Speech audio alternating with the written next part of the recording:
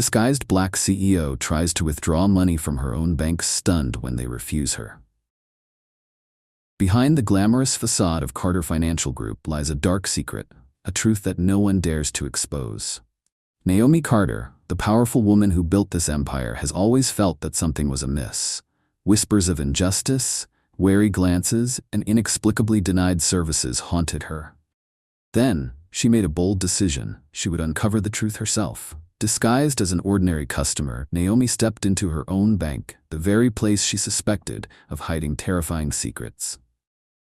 Will she uncover the truth? And if she does, how shocking will it be? Naomi Carter sat in the back of the rideshare car, her fingers drumming lightly against her lap as she stared out the window. She had built Carter Financial Group from the ground up, breaking barriers and shattering expectations in an industry that was never designed for women, let alone a black woman. Yet, despite her success, she knew that bias in banking was still a persistent issue. Today, she wasn't Naomi Carter, the CEO. She was just another customer walking into her own bank, disguised in casual jeans and a simple hoodie, hoping to see firsthand what so many others had told her: stories of discrimination, unnecessary verification, and unjustified denials. When she stepped into the Carter Financial Oakwood branch, she immediately noticed the stark difference in how customers were being treated. A white man in a suit was welcomed with a broad smile and an enthusiastic, "Good morning, sir. How can I help you today?" Meanwhile, Naomi stood waiting, ignored at first, until she stepped forward to be acknowledged. Even then, the teller, Megan Tate, barely looked at her. "Yes?" she asked, her tone clipped, her gaze already flicking toward the next person in line, as if Naomi's presence were an inconvenience. "Stay calm," Naomi reminded herself. "I'd like to make a withdrawal," she said evenly, handing over her bank card and ID. Megan took them, but her expression immediately shifted into one of suspicion, her brows knitting together as she stared at the screen. "I'll need further verification," Megan announced, her voice cold. Naomi blinked. The amount she was withdrawing was not excessive, nor did it require additional verification under company policy. But Megan had already decided Naomi didn't look like the kind of person who should have access to that amount of money. Naomi knew exactly what was happening. She had heard about it, read about it, but now she was living it in her own institution. "I need to get my manager," Megan added before Naomi could protest. And just like that, she walked off, leaving Naomi standing at the counter, gripping the edge as frustration simmered beneath her calm exterior.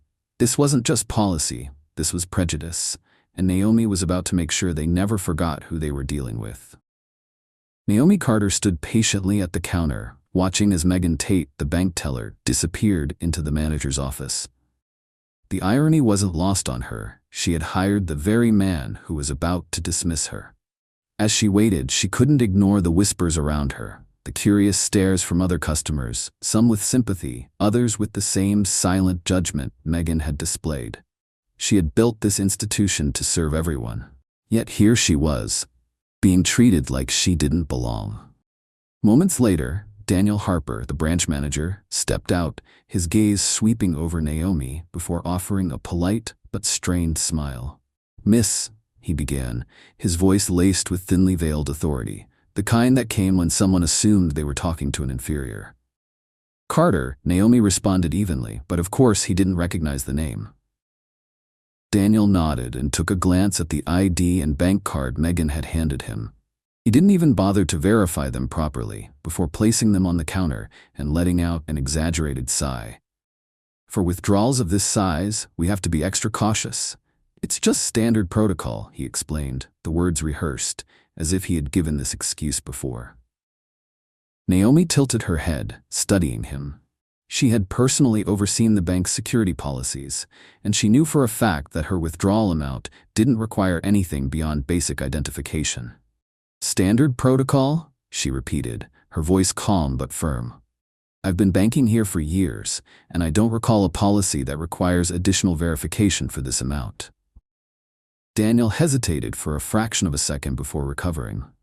"Well, we've had some fraud cases recently, so we're being extra careful." That was a lie. Naomi knew the bank's fraud rates were one of the lowest in the state, thanks to the very security measures she had implemented. This wasn't about policy. This was about bias. "So, what do you need from me?" she asked, deciding to play along just to see how far he would take this. Daniel's polite mask didn't slip, but the way his shoulders tensed told Naomi everything she needed to know.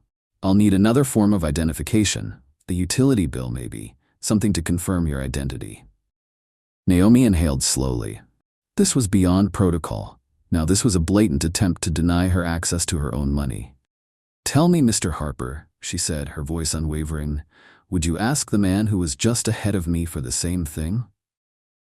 Daniel hesitated. His eyes darted to Megan, whose face had turned an uncomfortable shade of red. "I just want to make sure everything is in order," he said, grasping for justification. Naomi smiled, not out of amusement, but out of sheer disbelief. "All right," she said smoothly, "let's play by your rules." She reached into her bag, her movements measured, and pulled out her passport. She slid it across the counter with deliberate calmness, watching Daniel's reaction. He had been expecting an excuse, not a valid second ID. He picked it up, turning it over as if looking for a flaw, his fingers drumming lightly against the surface. The silence stretched just a second too long. Megan shifted uncomfortably behind the counter, her gaze flicking nervously between Daniel and Naomi. Daniel cleared his throat. "Well, I appreciate your cooperation," he said, forcing another smile. "I'll just need to verify a few things." Naomi raised an eyebrow. "I thought that's what you were doing already." Daniel turned abruptly and disappeared into his office, leaving Naomi standing there, her patience wearing thin.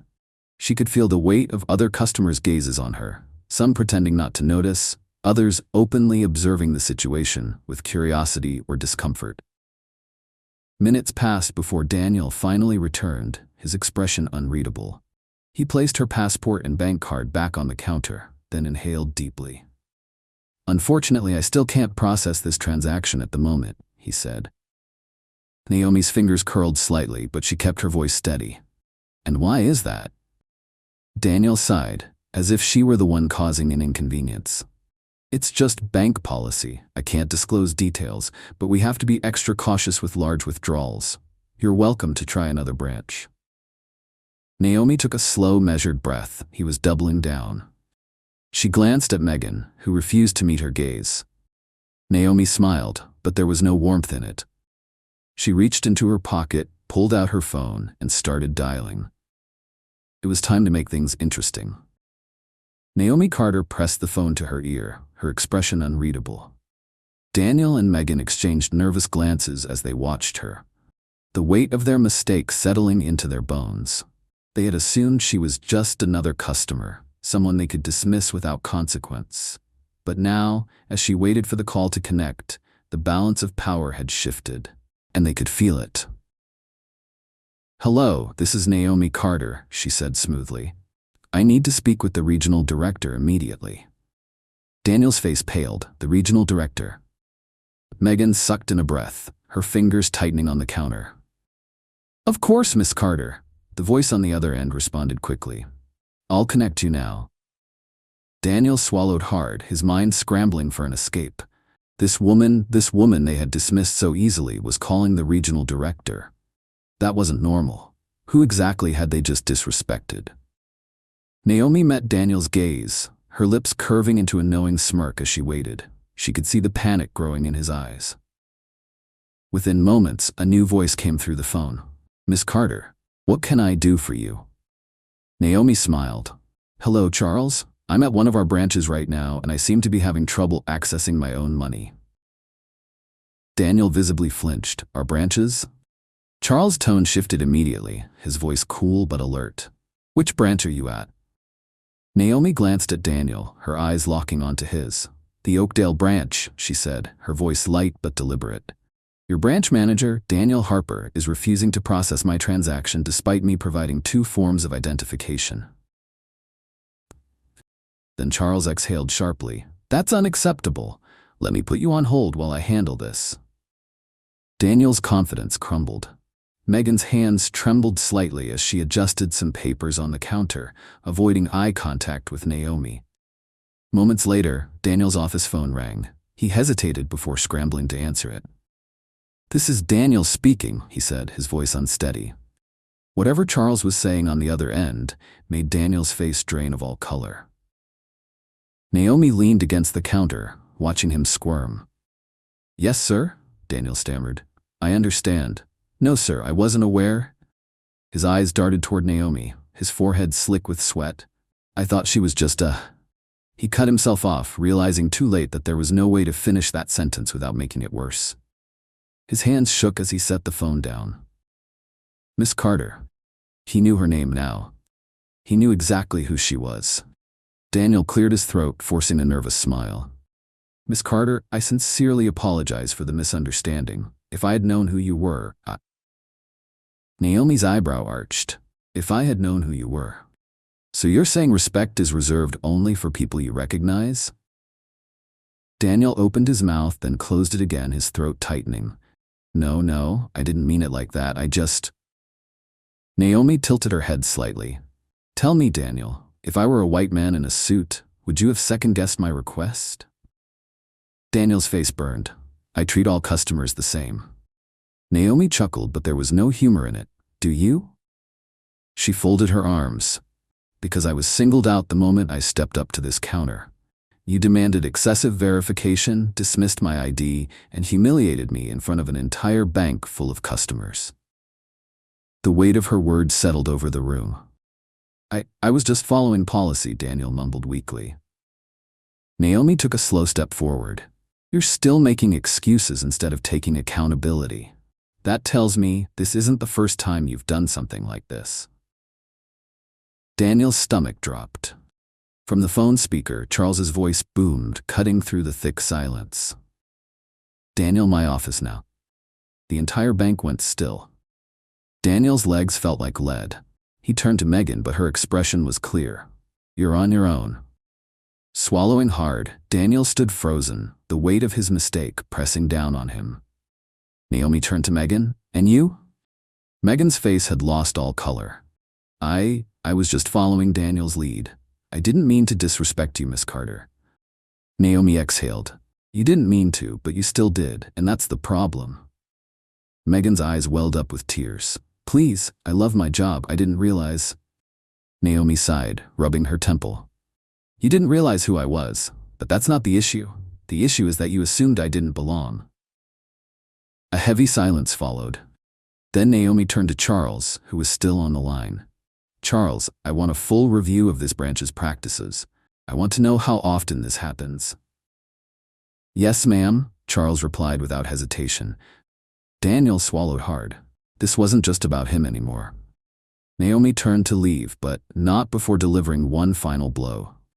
"Daniel," she said over her shoulder, "if I had walked in here today as the CEO, you would have rolled out the red carpet. But I walked in as just another customer, and you made it clear that respect is conditional." Daniel closed his eyes, his hands shaking. Naomi's voice softened, but it carried the force of truth. "And that," she said, "is why you don't belong here." With that, she walked out, leaving behind the weight of her words, the consequences of their actions, and a lesson they wouldn't forget. The lobby of the Oakdale branch was eerily silent, the kind of quiet that followed the realization of a grave mistake. Naomi Carter, now fully recognized, stood in the center of it all, her calm but piercing gaze moving over the staff that had moments ago dismissed her.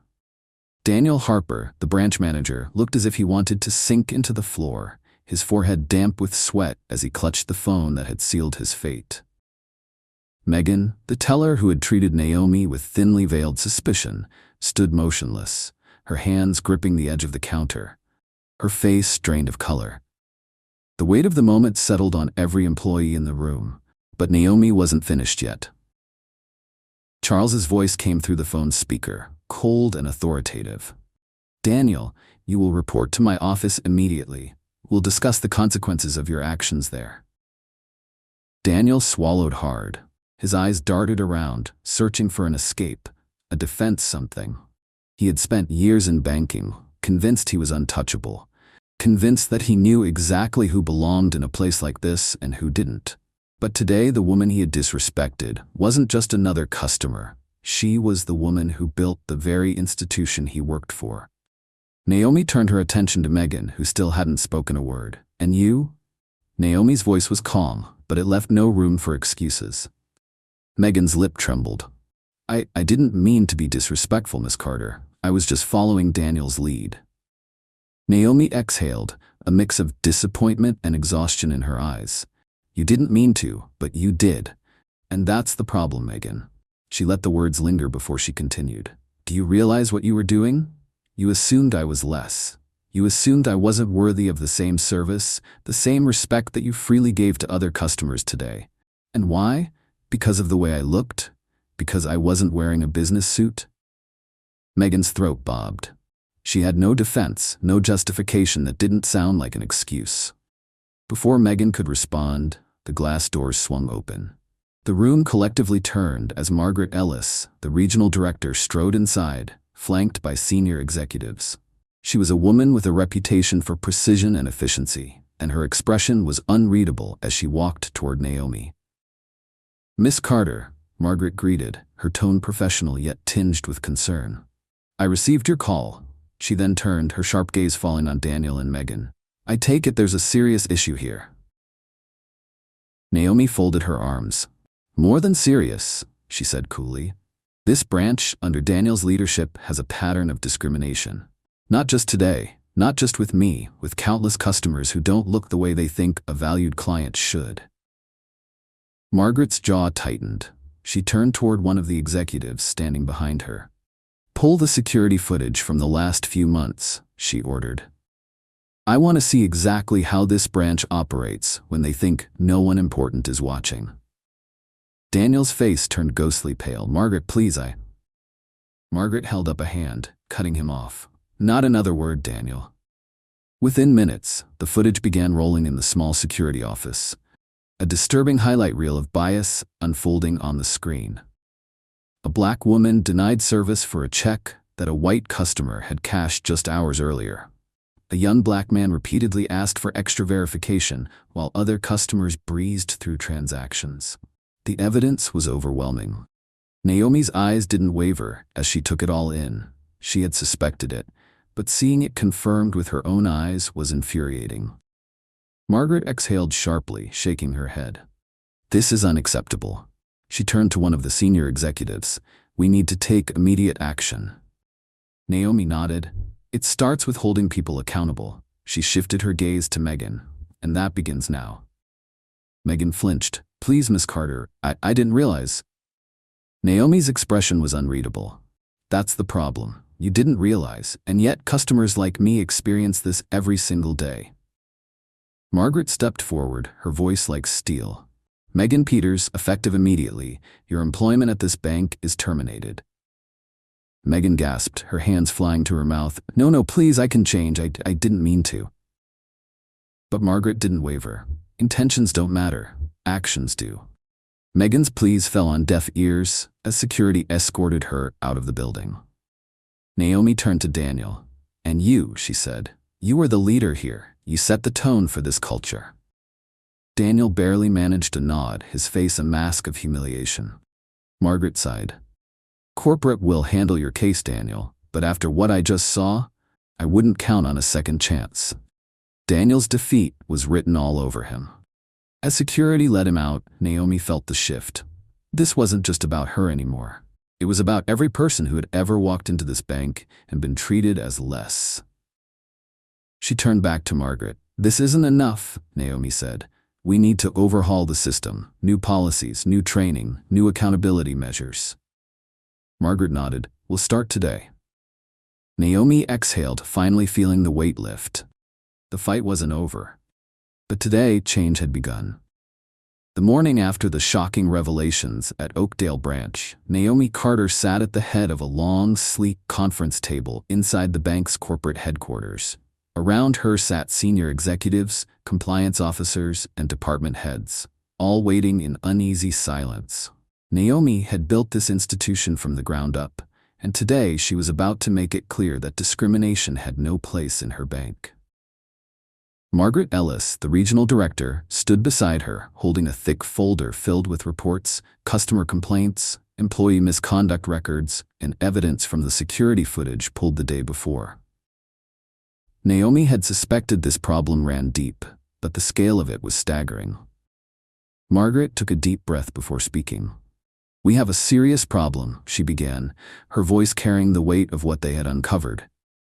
"What happened at Oakdale wasn't an isolated incident.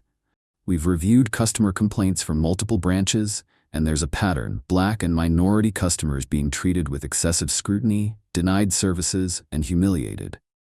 If we don't act now, this bank's reputation will be irreversibly damaged." Naomi leaned forward, her eyes scanning the room. "Let me be clear," she said, her voice firm but controlled. "This isn't about one bad branch. This is a culture problem, and I refuse to let my bank be a place where people are judged by their appearance rather than their accounts." A middle-aged man in a navy suit, one of the senior executives, cleared his throat cautiously. "With all due respect, Miss Carter, we have policies in place to prevent discrimination. Maybe this was just an isolated incident." Naomi raised an eyebrow, cutting him off with a pointed look. "If it were isolated, I wouldn't have personally experienced it, and the dozens of reports we've reviewed suggest otherwise." She tapped the thick folder in front of her. "How do you explain the sheer volume of complaints that were ignored? How many customers walked out of our branches feeling disrespected, devalued?" The room fell silent. Margaret flipped open the folder and turned to the compliance director. "Here's what's happening starting today. First, we are implementing mandatory bias and customer service training for all employees. Second, we're creating an anonymous reporting system so employees and customers can report misconduct without fear of retaliation. Third, we will be conducting random audits and secret shopper programs to ensure our policies are being enforced." The compliance officer nodded solemnly. "I agree. If this is happening at Oakdale, it's likely happening elsewhere. We need to take this seriously." Naomi folded her hands together. "This isn't up for debate. Either we fix this or we fail as a company, and failure is not an option." No one objected. The era of silent discrimination was over. Change had begun. The fallout from Naomi Carter's experience at Oakdale branch sent shockwaves through the financial industry. Media outlets had picked up the story, sparking nationwide conversations about discrimination in banking. Social media was flooded with reactions, some outraged, others defensive, but all engaged in the debate. The question that echoed through every discussion was simple, yet damning. If the CEO of a bank could be treated this way, what about the everyday customer who lacked her power and influence? Inside the bank's headquarters, the corporate crisis team worked around the clock to manage the PR nightmare. Meanwhile, Naomi and Margaret Ellis, the regional director, were implementing sweeping changes to ensure that what happened to Naomi and countless customers before her would never happen again. Margaret placed a tablet on Naomi's desk, the screen filled with customer complaints from different branches. Naomi skimmed through them, her jaw tightening with every report. Black customers being questioned excessively, Latinos being denied loans despite having solid credit, customers of color feeling unwelcome the moment they stepped through the doors. The reports mirrored her own experience, and it was infuriating. Margaret sighed. "We've had policies in place to prevent this sort of thing, but clearly policies alone aren't enough. This is about culture, about the unspoken rules employees have internalized. We need to shake the foundation." Naomi nodded. "Then let's do it. No more empty words, no more performative diversity statements. Real change, starting now." The bank announced a mandatory anti-bias training program set to roll out across all branches within the next 30 days. Employees would be evaluated on their interactions with customers, and managers would be held accountable for ensuring fair treatment. But Naomi knew that training alone wasn't enough. Accountability had to be enforced. She tapped her pen against the desk. "I want direct consequences for discriminatory behavior. If an employee refuses service to a customer without valid cause, they'll face immediate disciplinary action. And I want a full review of our hiring and promotion process. If we're lacking diversity at the leadership level, We need to fix that. Margaret smiled, a rare moment of satisfaction amid the chaos. You're setting a new standard for the industry, Naomi. Naomi leaned back in her chair. Not just the industry. For every customer who's ever been dismissed, disrespected, or denied dignity. This is bigger than banking. It's about justice. Change was coming. And this time, it wouldn't just be words. The changes at Naomi Carter's bank didn't just affect the company's internal structure. They sent shockwaves through the entire industry. Other financial institutions, now under public scrutiny, rushed to conduct their own internal reviews, fearful of being the next target of media exposure. The conversation about racial discrimination in banking practices had been ignited, and there was no turning back. Naomi sat in a high-rise conference room overlooking the city skyline, her phone buzzing non-stop with emails and messages. Some were from civil rights organizations, applauding her efforts. Others were from executives at competing banks, trying to downplay their own internal issues while subtly probing for guidance. She smirked at one particular email from the CEO of a rival firm, which read, "We'd love to discuss best practices with you, Naomi." Translation: "We're panicking, and we need help covering our tracks." She tossed the phone onto the table and turned her attention back to the meeting at hand. Margaret Ellis stood at the front, presenting a report on the immediate impact of their new policies. "We've already seen a 40% decrease in customer complaints related to discrimination," Margaret announced. "But more importantly, customer satisfaction among minority account holders has skyrocketed. Many of them are returning, some even referring new clients. This proves what we already knew: when people feel valued and respected, they trust us with their business." Naomi nodded. "That's exactly the message we need to keep reinforcing. This isn't just about fixing a PR nightmare. It's about fundamentally changing the way we operate. And if we do it right, we won't just gain back lost trust, we'll set the gold standard for the entire industry." One of the senior executives hesitated before speaking. "With all due respect, Naomi, our competitors aren't looking to change. They're just looking to survive this storm and move on like nothing happened." Naomi met his gaze, her expression unreadable. "Good, that gives us an opportunity to pull ahead while they scramble." The room fell silent. This wasn't just about damage control anymore. This was about reshaping the industry itself. That evening, as Naomi left the office, she was stopped by an older black woman outside the building. "Miss Carter," the woman said, clutching her purse. "I just wanted to thank you. I've banked with you for years, but I stopped coming inside because of how I was treated. What you're doing, it means something. It matters." Naomi smiled warmly. "It's about time people like us got treated the way we deserve." As the woman walked away, Naomi exhaled, feeling the weight of responsibility settle even heavier on her shoulders. This wasn't just about banking anymore. This was about justice, and she was just getting started. The weeks following Naomi Carter's bold reforms were nothing short of transformative. Her decision to expose the discriminatory practices within her own bank had sent a clear message: change was not optional. But as the dust began to settle, the real work was just beginning. Implementing new policies was one thing, ensuring they were upheld was another battle entirely. Naomi sat in a high-level meeting, reviewing updates on the bank's progress. Margaret Ellis, the regional director, was presenting data from their newly implemented anonymous reporting system. The results were staggering. Employees were now reporting instances of bias and unfair treatment without fear of retaliation. The veil of silence that once covered systemic discrimination had been lifted.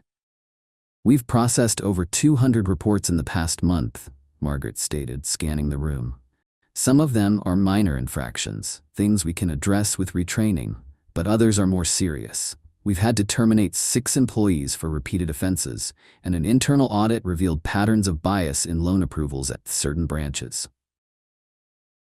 Naomi nodded, absorbing the numbers. "That's exactly why we put these measures in place. The fact that people feel safe enough to come forward means we're on the right track." One of the executives, a man in his mid-50s, shifted in his seat. "With all due respect, Naomi, this level of scrutiny is going to make people uncomfortable. Not just our employees, but also our long-term clients. Some of them don't see a problem with how things were run before. They're resistant to change. Naomi set down her pen and leveled him with a steady gaze. Uncomfortable? Good. If holding people accountable makes them uncomfortable, that's a sign they've benefited from a broken system. And if they can't adjust, maybe they don't belong here. The tension in the room thickened, but no one dared to challenge her further. They knew she wasn't just talking about policies, she was talking about a cultural shift, a redefinition of what this bank stood for. Later that day, Naomi made an unannounced visit to the very branch where she had been discriminated against. This time, the atmosphere was different. Employees greeted every customer with genuine respect, and the nervous energy from before had been replaced with professionalism. Even the new branch manager, a young woman Naomi had personally promoted, smiled when she saw her walk in. "Miss Carter," she said, extending a hand. "Welcome back. I want you to know we're doing things differently now, and not because we have to, but because we want to." Naomi shook her hand, a small but proud smile forming. This was the future she had envisioned, a future where respect wasn't just a slogan on a wall, but a lived reality for everyone who walked through these doors. Naomi Carter's reforms had sparked something bigger than she had anticipated. What had started as a single moment of personal defiance had grown into a national conversation about racial bias in banking. News outlets picked up the story, dissecting every aspect of her experience and the changes she had implemented. Other financial institutions, now under scrutiny, scrambled to conduct their own internal reviews, hoping to avoid the public backlash Naomi's bank had faced. Sitting in her office, Naomi scrolled through her emails. Messages poured in from customers, employees, and even executives from rival banks. Some thanked her for taking a stand, sharing their own experiences of discrimination. Others were less supportive, accusing her of overcorrecting or making people paranoid about bias. She ignored the detractors. Change never came without resistance. One email stood out. It was from a young man named Darius, a former customer who had nearly closed his account after being humiliated by a teller at another branch. "Miss Carter, I don't know if you remember me, but I was one of the customers who spoke up the day you confronted that bank manager. I just wanted to say thank you. After seeing what you did, I decided not to leave the bank. Instead, I applied for a position here, and I got it. I start training next week. Because of you, I believe things really can change." Naomi exhaled slowly, reading the message twice.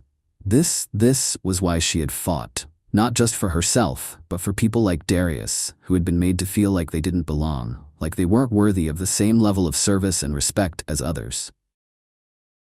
Her assistant, Margaret, knocked on the door, peeking in. "You ready for the press briefing?" Naomi nodded, standing tall. "Let's go remind them why we started this." As she walked toward the conference room, she realized something. This wasn't just about one bank, one policy, or one incident. This was a movement, and she wasn't done yet.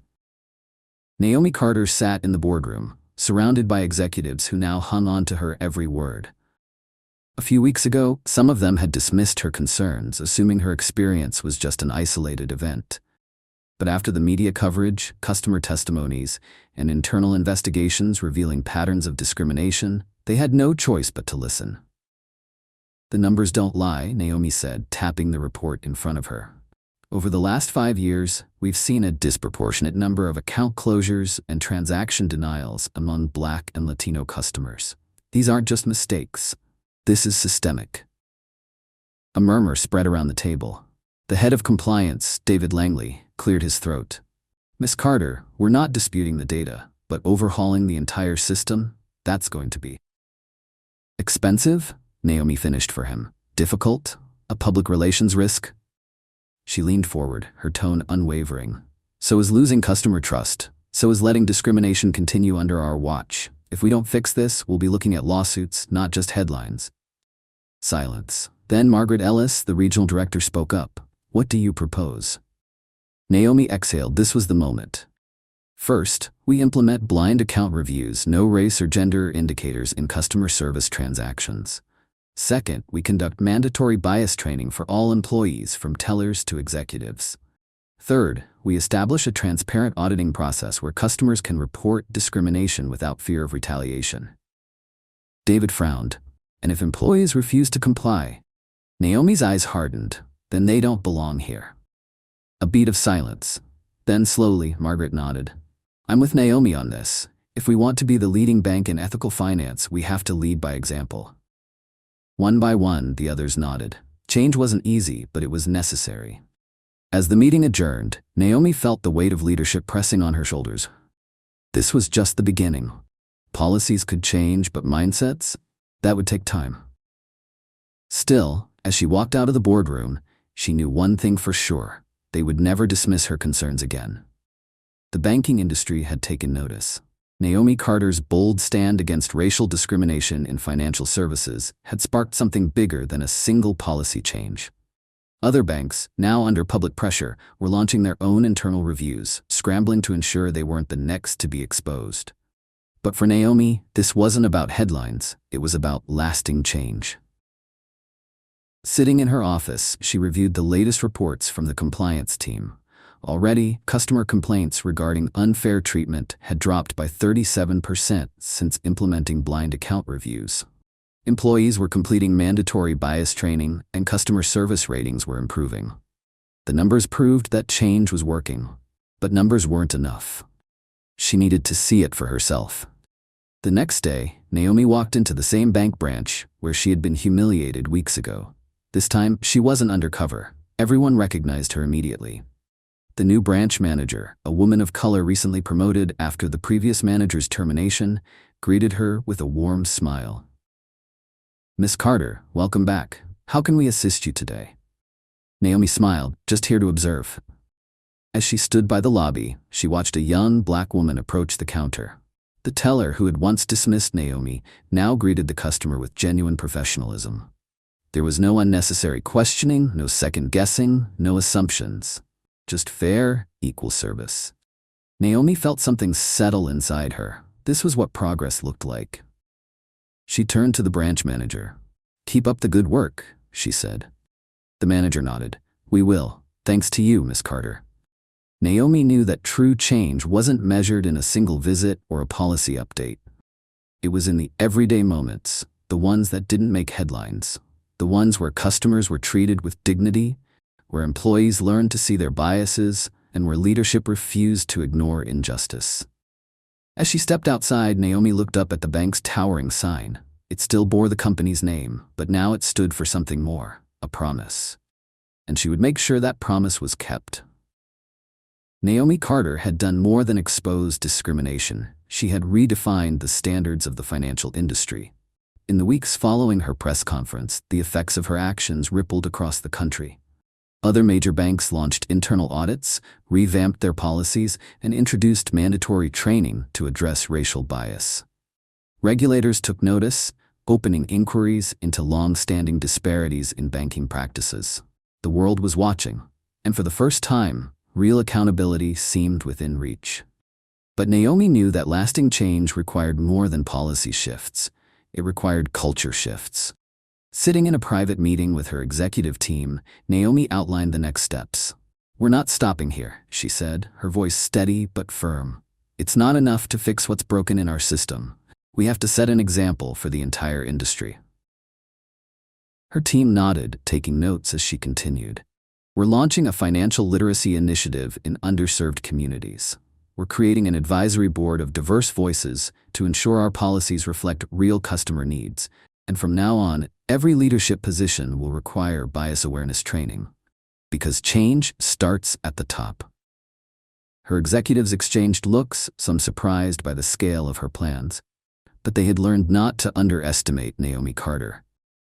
That afternoon, she met with a group of young professionals in the company's mentorship program, future financial leaders who looked like her. They listened intently as she shared her story, her struggles, and her vision for the future. One day you'll be in positions of power, she told them. When that happens, don't just fit into the system. Change it. As she left the conference room, her assistant approached. You've got a call, she said. Congressional leaders want your input on new banking regulations. Naomi exhaled, a small smile playing on her lips. This was only the beginning.